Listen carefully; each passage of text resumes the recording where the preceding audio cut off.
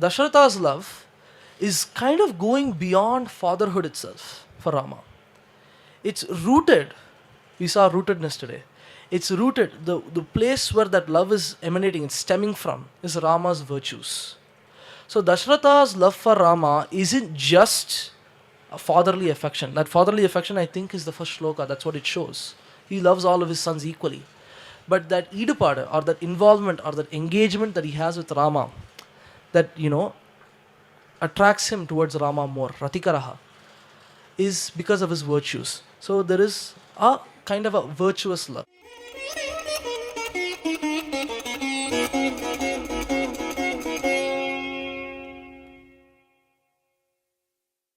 Sitaram, my name is Ashrit and I'm going to present fatherly love in Ramayana. The first thing that I kind of realized when I got this topic was, what questions do I need to ask? I mean, the topic is fairly simple, fatherly love in Ramayana, 4 words, right? I got to kind of 3 questions here. First, what does it mean to be a father? Fatherly love is a pretty nice term to use. We use words a lot. But what does that really mean? What qualities or traits makes one's love towards someone fatherly? I mean, going deeper into that question. If fatherly love means something, showing affection towards somebody, what makes that affection fatherly? And the third question, and that has to do with the last word, Ramayana, right? What insights can Ramayana give in this topic? Ramayana, for all of us almost, is a place that gives us ideals, role models, people to follow, things to follow, insights to grasp, all sorts of things. It's a vast ocean. And with this topic, what does Ramayana give us? What does Ramayana yield to us from this ocean of knowledge? And these questions kind of converged for me to kind of 2 essential questions that I want to discuss here, or these 2 questions are the questions that I think should be the focus, kind of like focal points right here. What does it mean to be an ideal father? We just discussed about the ideal mother. The ideal mother is Sumitra. We saw various, cases for it, right? It's quite interesting, but for a father in Ramayana, we see probably 3 biological examples of fathers, 3 predominant fathers in Ramayana. What do these fathers do? Are they ideal? Is there some ideal qualities in them? If they're not completely ideal, what makes an ideal father? What can we take from them that makes them ideal? And that kind of leads to the second question. Rather than examining whether we have an ideal father or not, why don't we look at the affection displayed by that person? What is the essence of fatherly love? And this kind of really was something that I was really interested in. I mean, we talk about a lot of Mahabhavas. The theme of this conference is love and human relations, right? If I take a human relationship, if I take the affection displayed by somebody and I just keep on going deeper, probing deeper, what are the traits, what are the characteristics, what do they display? Why do we call it as this type of an affection? Where does that bring us to? What does that bring us to? What makes fatherly love fatherly love? And these 2 questions are the questions I want to answer. So, the next thing I did was, how do I go about doing it? I've got my why, how do I get to the how, right? The first thing that I thought about was, why don't we look at fathers in Ramayana, right?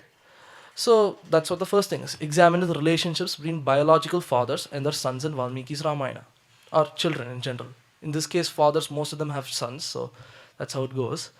But, looking at these fathers, what traits they display, how do they react with their children, what interactions do they have, that may provide us some insight. And the other point, which I think is very important as well, is even though we may not have many fathers, biological fathers being discussed in Ramayana, we have a lot of father figures. I've only covered 2 of them this topic, in fact. There's like multiple, and like Anna said right in the beginning, right? There are multiple instances where people display different bhavas depending on the time and the context. Taking each bhava and dissecting it is also something as well. So I like to call these people as father figures in that context. So looking at their behavior, that would be something that could give us more insight, some wisdom as well. So the first thing we're going to look at, and I'm sorry if the topic is a little redundant. We saw him fully yesterday. I'm really sorry. But we're going to first look at Ravana as a father. Now, Ravana, most of us know him as Lokaravanaha, the guy who makes the world cry. Right? He is, his name itself suggests that. Just like how Rama is a person who makes everybody enjoy, Ravana is the one who makes the world cry. Ravano, Lokaravanaha. We see that everywhere in the Kanda. When you do Parayanam, it's almost impossible not to miss it. Right? And this Ravana has a lot of qualities. We saw those yesterday as well. Ravana is the one who has mastered his senses, right? Indriyani Jitva. Mandodari says that as well. Of course, it's also interesting that he loses to those senses as well. But Ravana is a man of austerity, a man who can make the world cry. That itself requires its own, own capability. And this man, right, as I said, he has control over his senses. He's a person who doesn't show much emotion. In today's term, we'd probably call him something as stoic. Somebody who's able to, just sit there, send people, and then see what happens. So, when we see this in Yuddhakanda, however, Ravana surprisingly displays a lot of emotion. Throughout the Yuddham, a significant portion of shlokas Valmiki is dedicating to Ravana's feelings throughout the Yuddham. And it's very interesting to see where these feelings are centered, where these emotional outbursts are happening. Ravana is having emotional outbursts when his children and his brother die. And this is where all of his emotional outbursts occur, right? And the first example and the first son that Ravana loses is Akshakumara. At that point, Tatassa Rakshodhipatir Mahatma Hanumatakshay Nihate Kumare Manas Samadhaya Tadendra Kalpam Samadhi Desha Indrajitam Sarosham. Manas Samadhaya. That kind of shows the first break. Here, for the first time, Ravana has to control himself and send someone else, right? And we'll be seeing this kind of term again. There's more terms. Ravana's speed increases. We're going to see that next. Udvegam, right? Atikaya goes next. Atikaya is probably the next major son. Dalimanini Oriya Putran. Atikaya. He dies. And at that point, and the Sargam is called Ravana's agony. It's very interesting. When you go over it, it doesn't seem like Ravana displays a lot of emotion actually. Ravana doesn't cry. Ravana doesn't do anything like that. But it's called Ravana's agony. And I feel like it's apt because of this one word right there, Udvegam, right?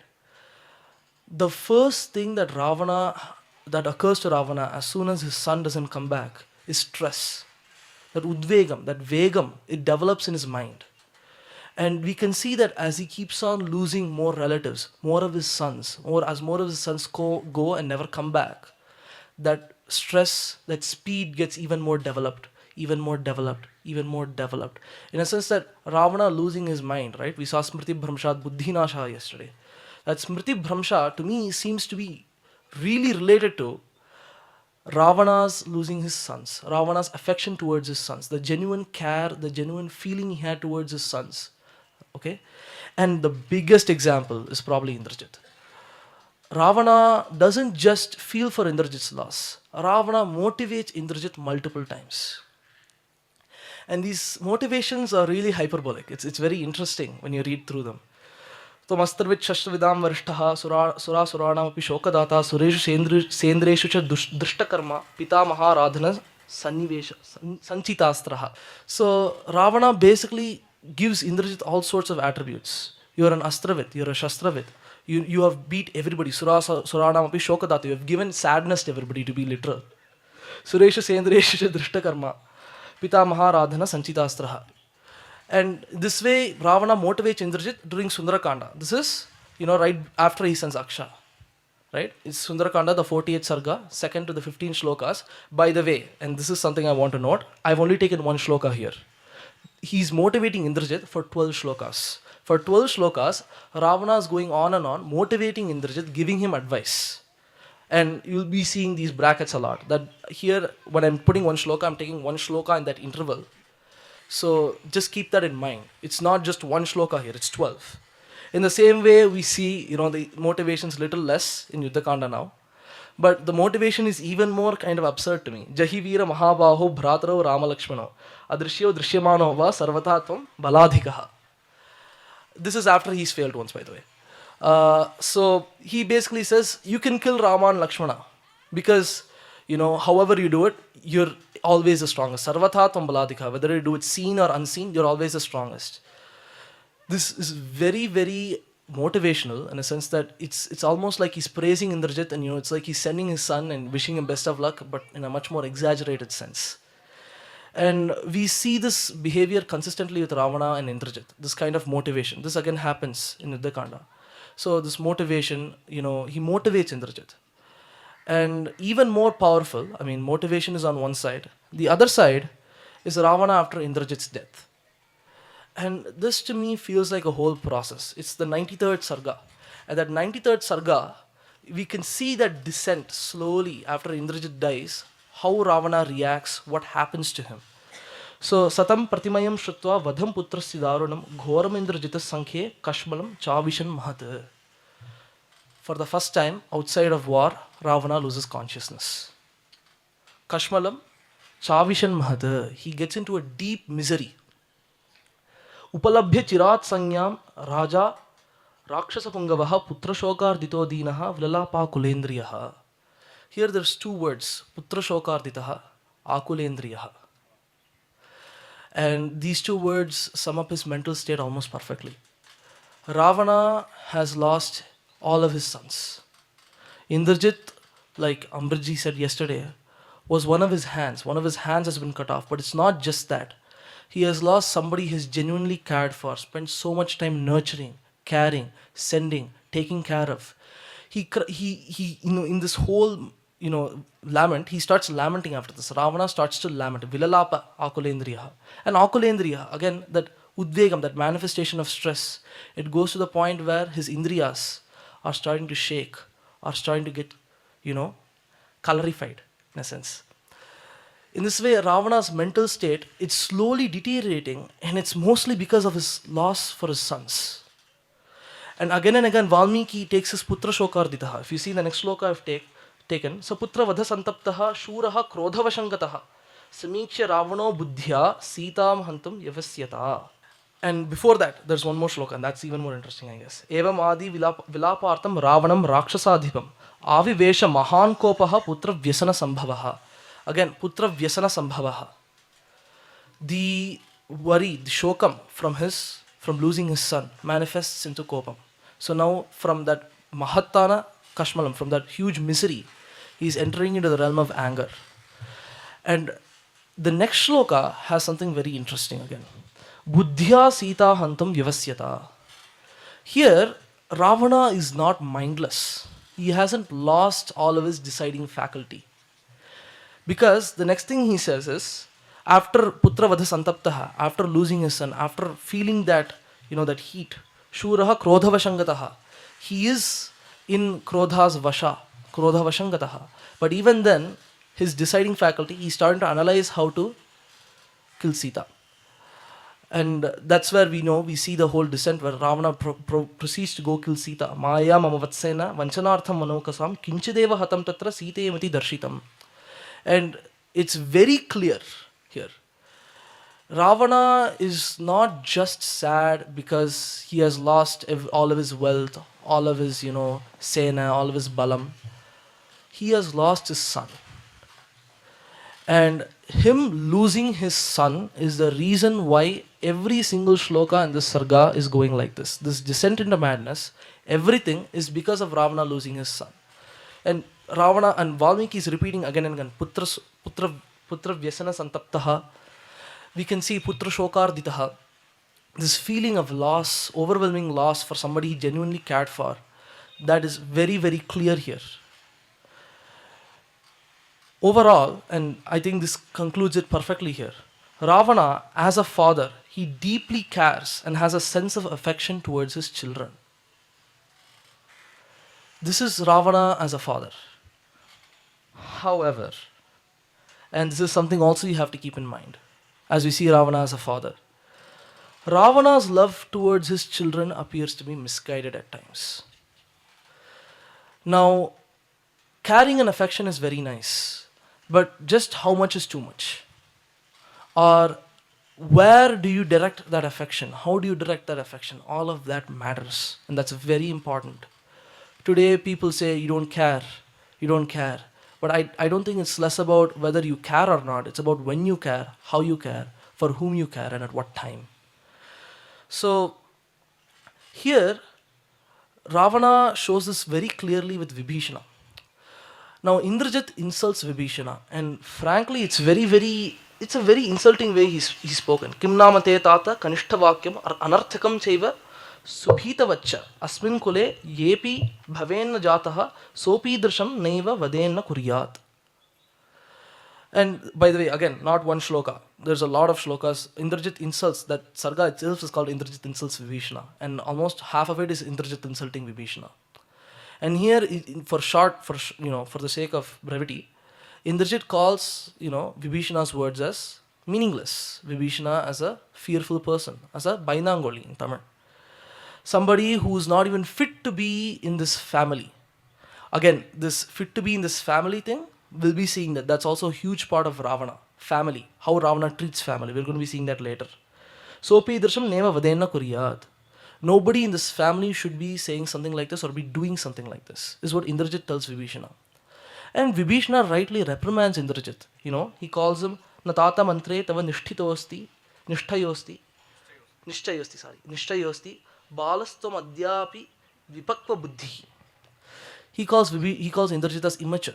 He calls Indrajit as somebody who's not having the capability or the yogyata to, get involved in these kind of sambhashanas, in sabha sambhashanas. And when this happens, Ravana's response is even more interesting. Ravana doesn't go after Indrajit, fine, but Ravana could have at least seen the merit in Vibhishana's speech.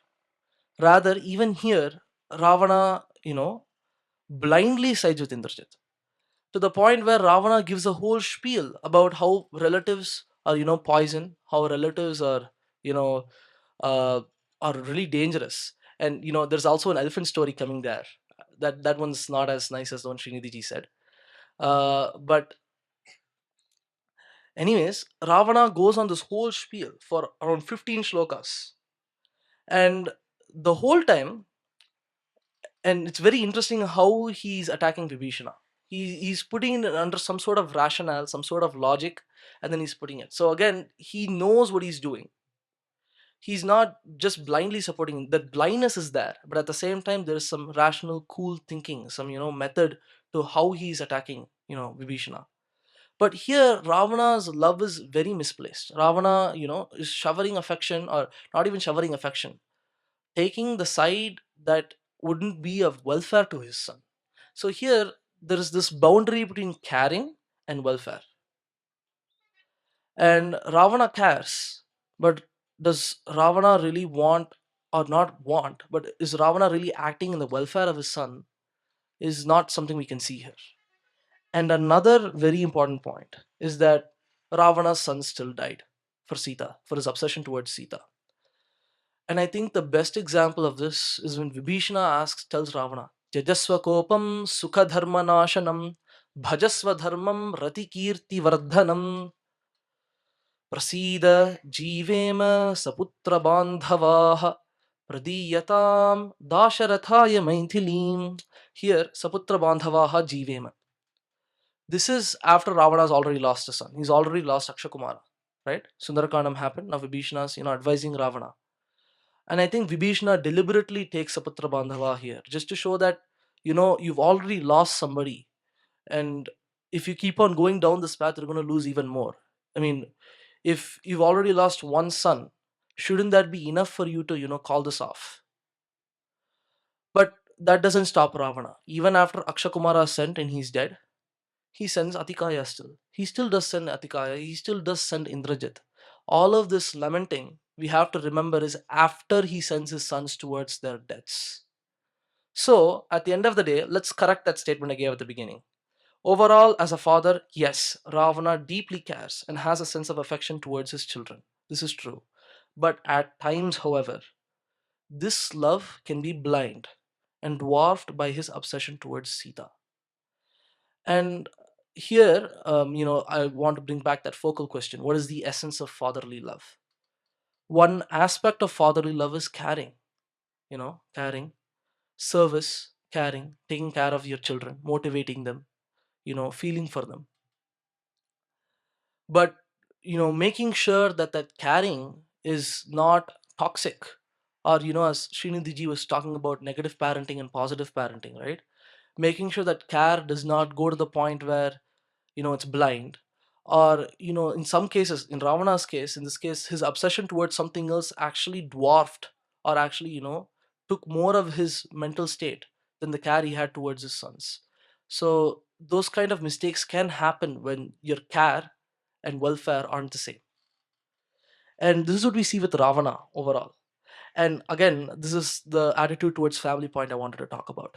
So as soon as I was going down this rabbit hole, I was looking at how Ravana feels for his sons. This is something that this is the first time I actually thought about looking at those shlokas. I got to see this new perspective because of it.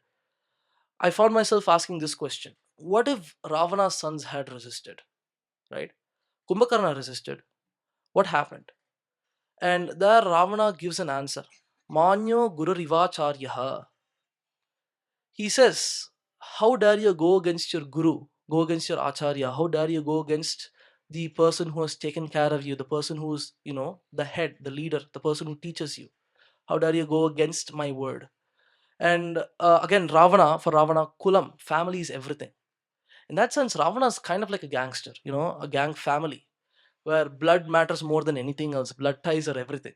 Ravana and his gang kind of makes sense in that context. But for Ravana, the attitude of family is something where no matter what, you stand by your family. No matter what you do, what your family needs. Sabandhar yopaniteshu saha yopokalpate. And again, Ravana says this in a different place. But for Ravana, no matter whoever is a relative, is somebody who comes for your help no matter what situation you're in. Now, we did see some time back, I think somebody was talking about Mitra Bhava yesterday, and they're talking about, how a friend in need is a friend indeed, right? Where does need stop? Is need where, what does it mean to be in need? Let's put it like that. Is helping somebody, do bad things, put simply, is that what a relative does or a friend does? And that's something we need to keep in mind. By need, are we actually spoiling them, or by need are we helping them? And Ravana's attitude towards his family is that I need help, I've done something, I've made a huge mistake, please help me. And if you don't help me, you're not part of my family, you've made a huge mistake. And it's very interesting, and that's why I call this like father like son. Children follow their fathers.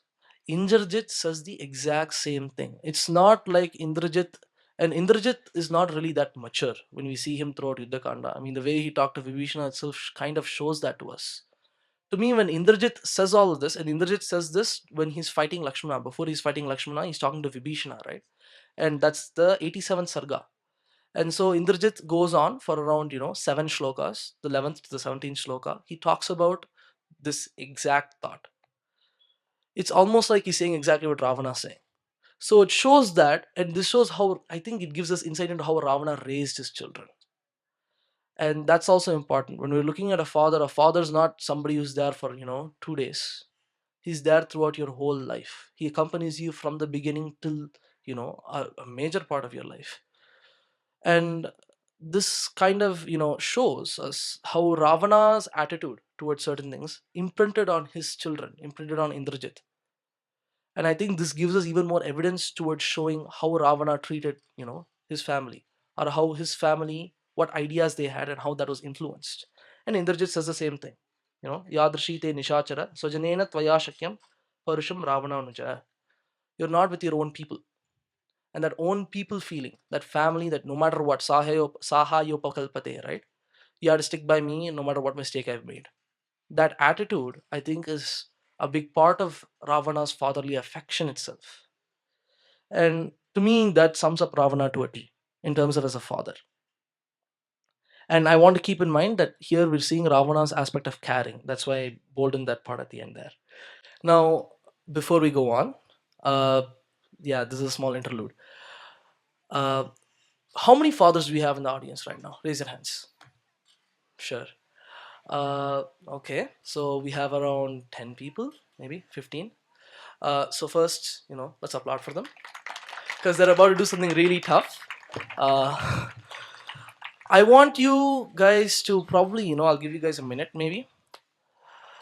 You see this prompt here. What does it mean to be an ideal father?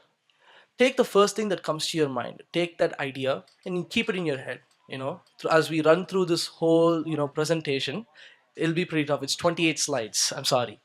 As we run through this whole presentation, keep that and look forward on it. We may have an activity at the end where I did not force other people to participate in at all. We may have an activity at the end where that may be useful. The question is, what does it mean to be an ideal father? What is the first thing that comes to your mind when I say ideal father?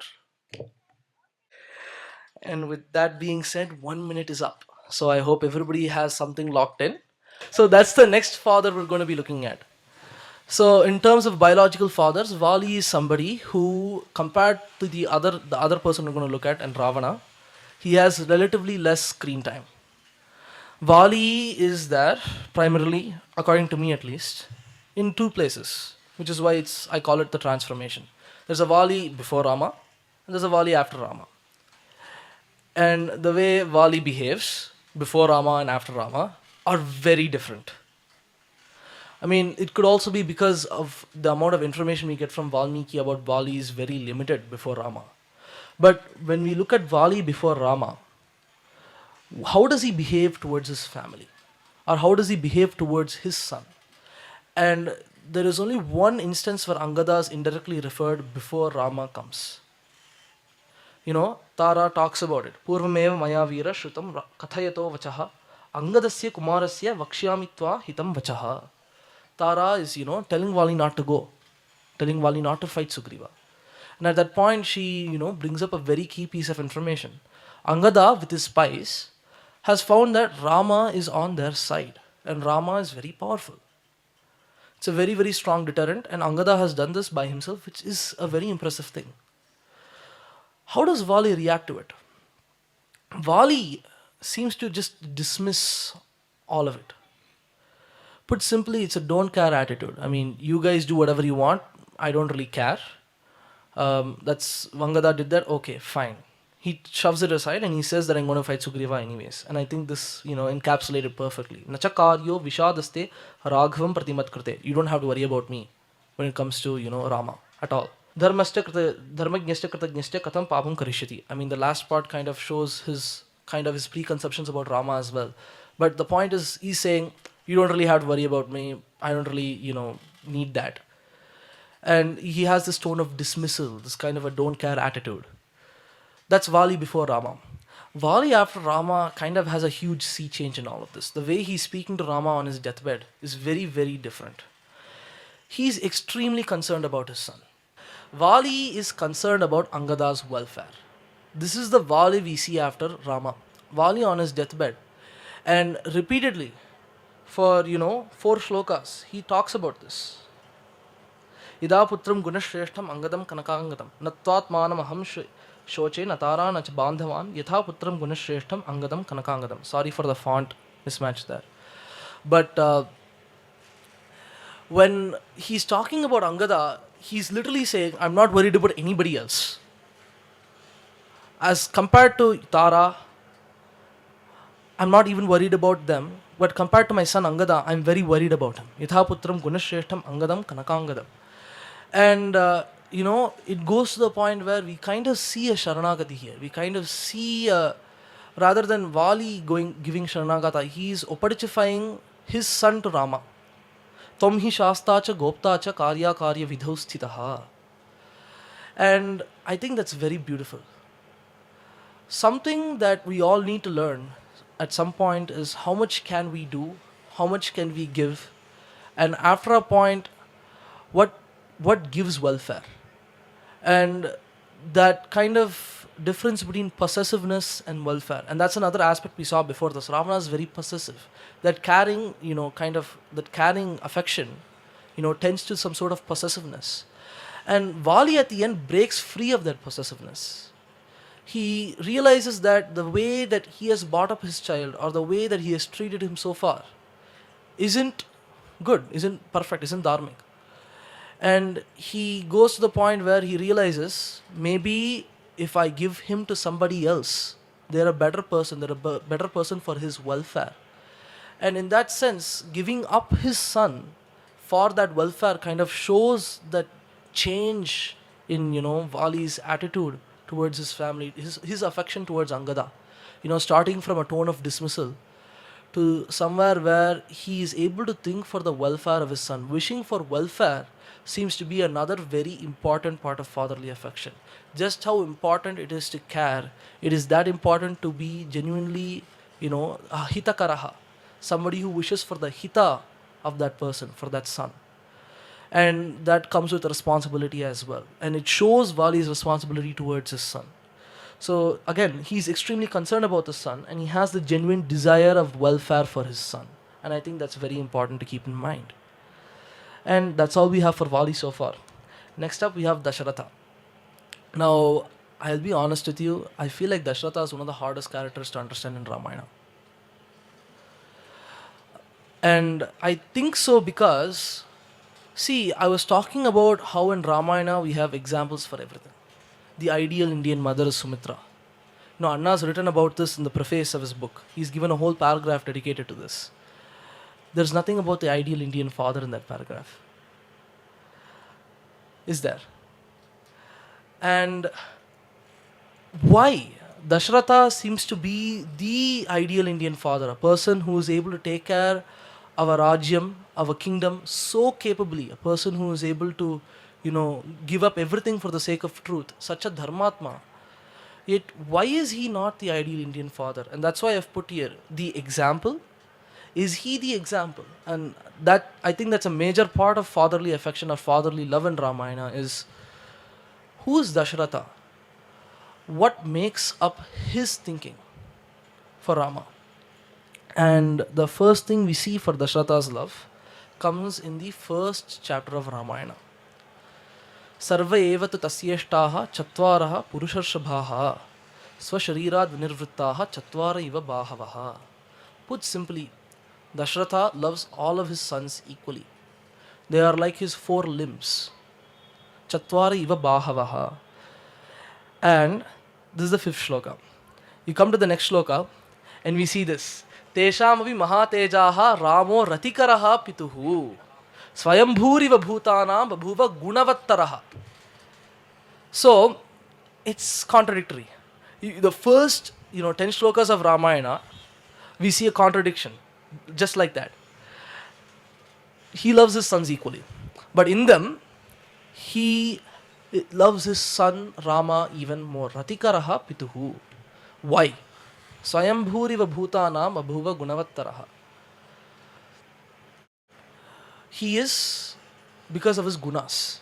And another interesting point, Ratikaraha. What does Rati mean? In Tamil, we have a very good word, Eedupadu.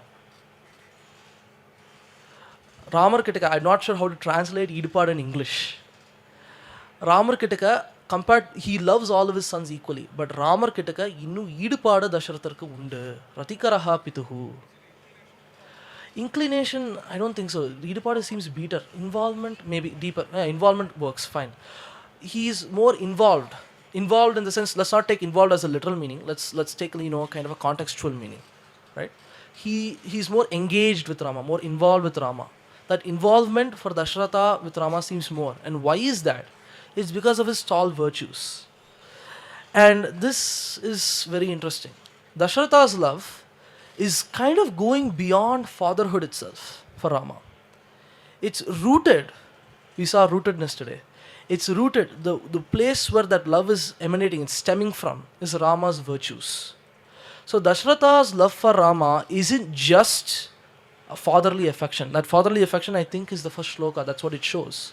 He loves all of his sons equally.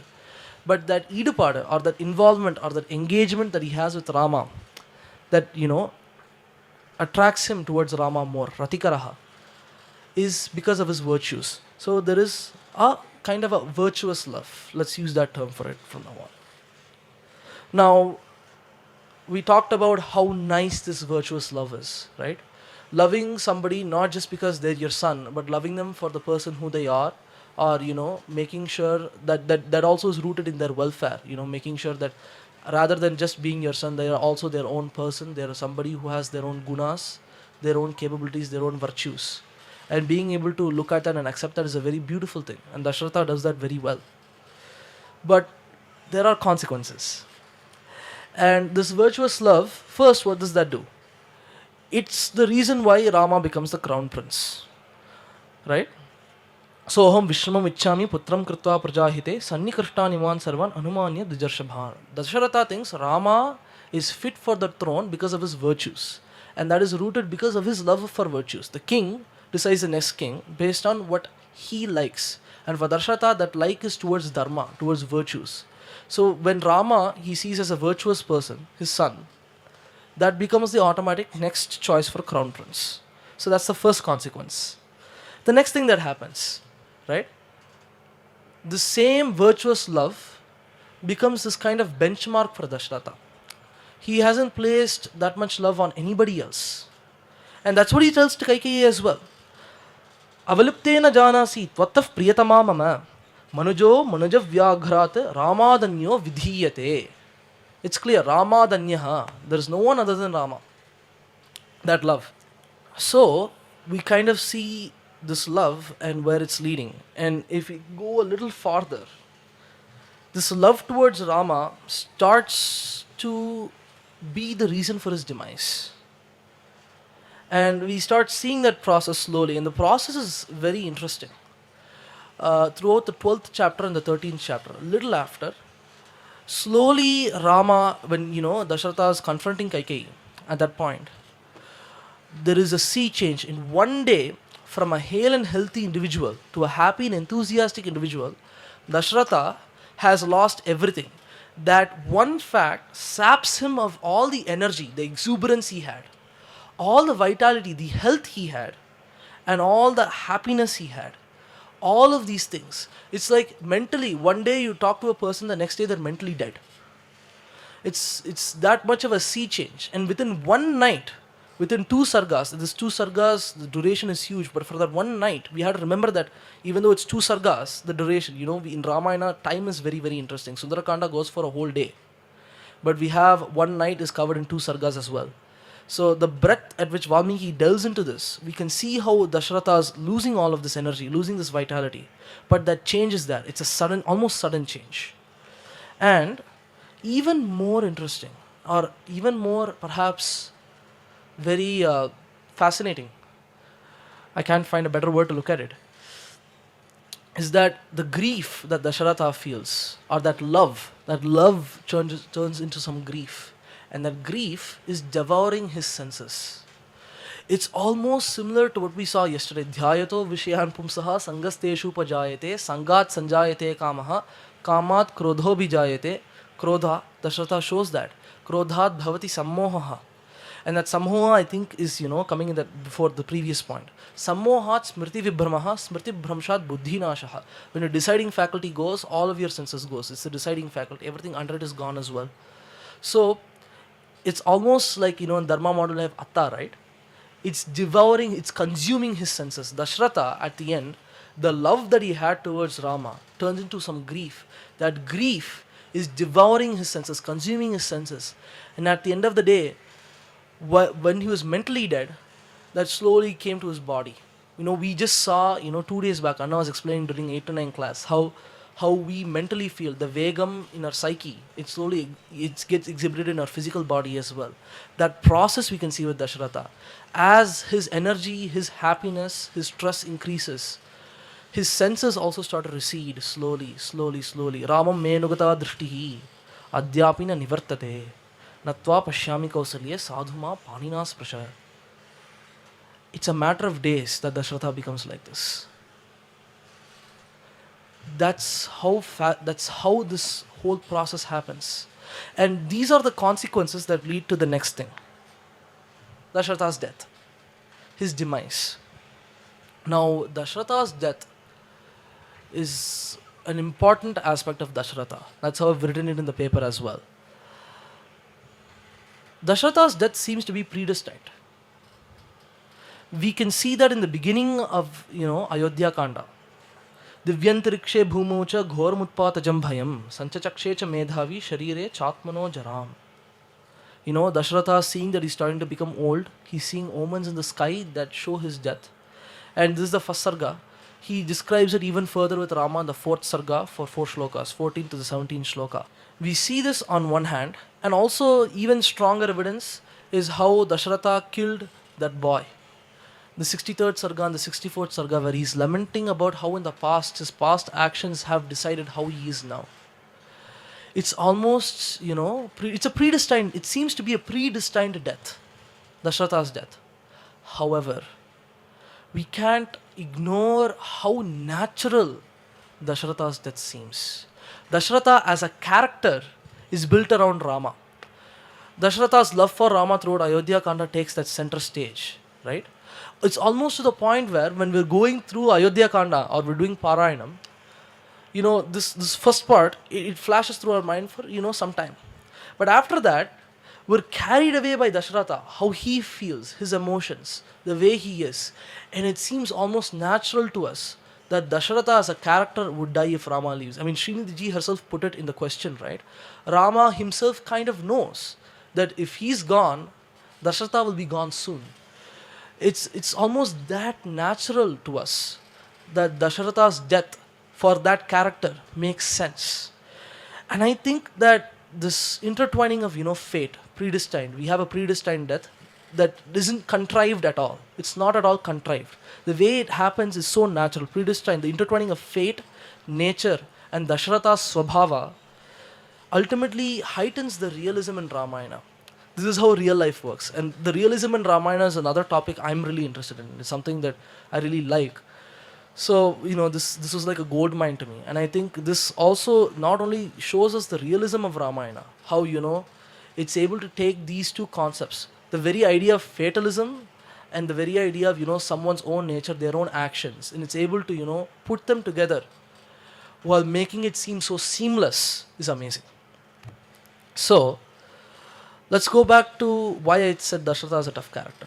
And it's exactly this. Is Dasharatha's love for Rama bad? Or is Dasharatha's love for Rama harmful in any way? I would like to measure this kind of with a yardstick of dharma. And this is the closest answer I could come up with. Because to me, in this death, in fact, this death itself kind of encapsulates that. Is Dasharatha like this because of the actions he committed? That's a question we have to ask ourselves. Is Dasharatha like this because of his own nature? That's another question we have to ask as soon as we see this kind of outplay. For me, these consequences that we saw beforehand, I think that we can separate Dasharatha's love into layers for Rama. There is a deep love for Rama's virtues. But I think there is also a lingering sense of attachment towards Rama. Dasharatha is attached to Rama. And that attachment becomes the reason for Dasharatha's demise. And a good way, like I said, a yardstick would be dharma. When Dasharatha makes Rama the crown prince, the reason is almost wholly dharmic. In fact, I think that Dasharatha kind of uses the Sabha as a litmus test to make sure it's dharmic for that very reason. I think Dasharatha himself is aware of his attachment to Rama on a fundamental level. It's not just because of his virtues, but he's actually attached towards Rama as a son. And I think that attachment came from the set of actions that are happening here. So he's aware of that. So he uses the Sabha as a kind of a litmus test to, make sure that his attachment is not getting in the way of Rajadharma or Abhyudaya on a whole, development on a whole. So that love for Rama, that virtuous love for Rama that Dasharatha identifies is kind of true. It's not masked. So there, with that yardstick of dharma, we can see that action to be correct. However, whatever happens next, Dasharatha's promise to Kaikeyi, Dasharatha, losing his life over Rama going to the forest for 14 years.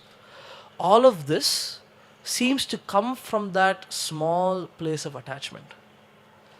So Dasharatha's love is somewhat of a conundrum. On one hand, we see Dasharatha's love for Rama's virtues. Somebody who is able to, appreciate Rama's gunas. Asvadanam pandrathu. Dasharatha does that. And on the other hand, we see Dashratha's kind of attachment towards his son. And that attachment leads to a negative result overall for Ayodhya, right? So, I mean, this to me is the conundrum of Dashratha. This is what I think is interesting about Dashratha and his death. And this whole death part also seems very interesting. The fact that, his past actions could have gave lead to that attachment, could have led to that attachment as a consequence, is something I think is interesting as well. So, with this, we've looked at most of the biological fathers in Ramayana. There's not many biological fathers in Ramayana that are discussed in details. I mean, the next person I could find was Sampati and his son, I'll be honest. But these three kind of show us different traits. So I'll just encapsulate it once. Ravana shows a level of care, a level of affection, and a level of concern, a level of motivation. Vali shows the genuine wish of welfare for his son. He wants to do what's good for him, to the point where he's even ready to give him to someone else. Dashratha's love goes beyond fatherhood to the virtues that Rama has, and that bhava that he develops with Rama is centered and is rooted in those virtues. But there is that attachment that Dashratha has, and that attachment maybe doesn't make him the ideal father. So is he the example? That's an open-ended question.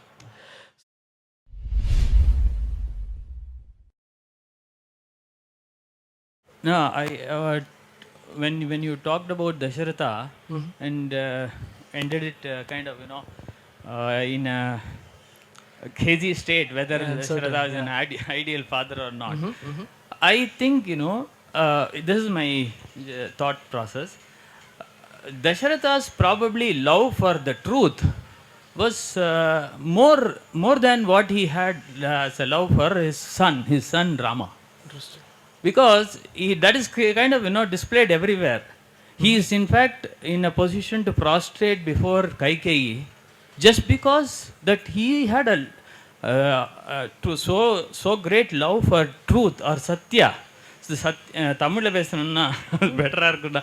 அவருடைய சத்திய நிஷ்டை அப்படின்றதான் அது அவருக்கு ராமரிடத்துலேயே வச்ச பிரேமையை விட ஜாஸ்தியாக இருந்ததோ அப்படின்றதுனால தான் அவரால் சத்திய நிஷ்டையை விட முடியல. ஏன்னா இல்லைன்னா சொல்லியிருப்பார் ராமர்கிட்ட, நீ இங்கே ஆண்டிருக்கலாமே அப்படின்னு. அப்போ அவருடைய சத்திய நிஷ்டை அவர் ராமரிடத்தில் வச்ச பிரேமையை விட ஜாஸ்தியாக இருக்குன்றது ஒரு பாயிண்ட்டு. இன்னொன்று என்ன அப்படின்னா, இப்போ ராமரை விட்டு பிரிய முடியலன்றது ராம விரகத்தினால சாகிறார்னு. புத்தி நாசம்னு இங்கே சொன்னேன். அது இது இந்த மோஹாத் மோஹாத் அவருக்கு புத்தி நாசம் ஆயிடுத்தோ என்னவோன்னு எனக்கு சந்தேகமாக இருக்குது. ஏன்னா அவர் சத்திய நிஷ்டையை விடக்கூடாதுன்றத தெளிவாக இருக்கார். கடைசி மட்டும் சத்தியத்தை நான் காப்பாற்றுவேன், சத்தியத்துக்காக நான் என்ன வேணால் பண்ணுவேன், ராமரையே விடணும் ஆனாலும், ஆனால் சத்தியத்தை நான் விட மாட்டேன் அப்படின்ட்டு இருக்கிறதுல தெளிவாக இருக்கிறதுனால மோஹாத் பவதி புத்தி நாஷான்றது அங்கே ஏற்றுக்க முடியாதோன்னு எனக்கு தோன்றுறது. Can Dasharatha's death be taken as what is that? Dhyayata Vishyan Pumsaha. For that, can we take it as example? It's a vital question. We can't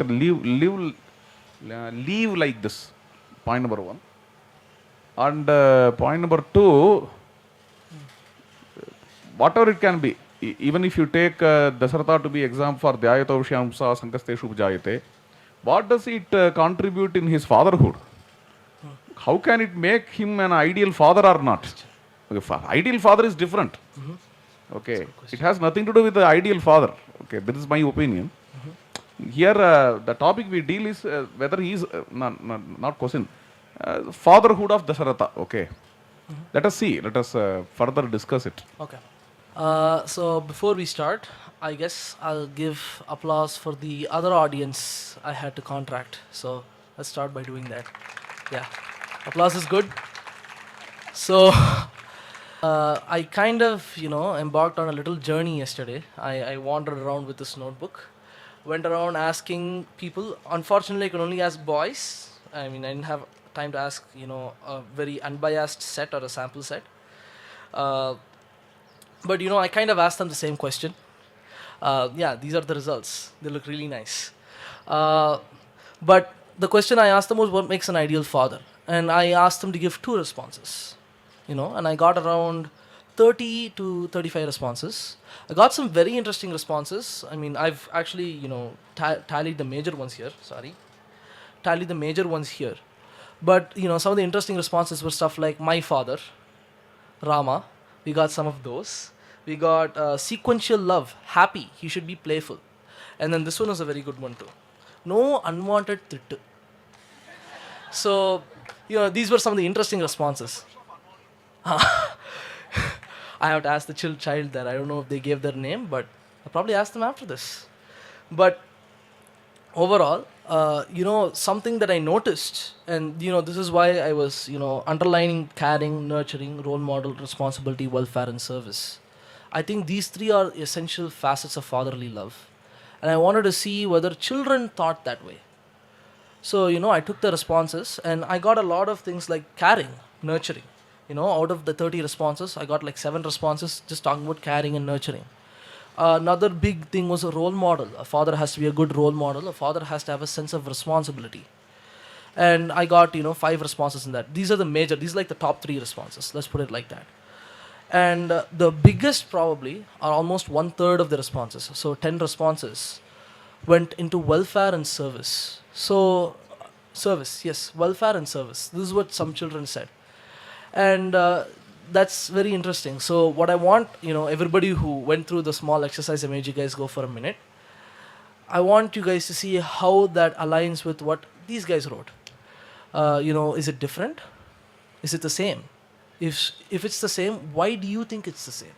If it's different, why do you think it's different? And with that, I'll end. I mean, I wanted everybody to keep that in mind. As we talk about fatherly love, it's not just about looking at and analyzing various fathers in Ramayana. It's about how we take it into our lives. What facets of fatherly love are there? What is the essence of fatherly love? What's behind it? And as we search for it ourselves, I think that, looking at this, looking at Ramayana helps us in that search. And I believe that, this thing helps as well. So I'll end with that open-ended question. Sitaram.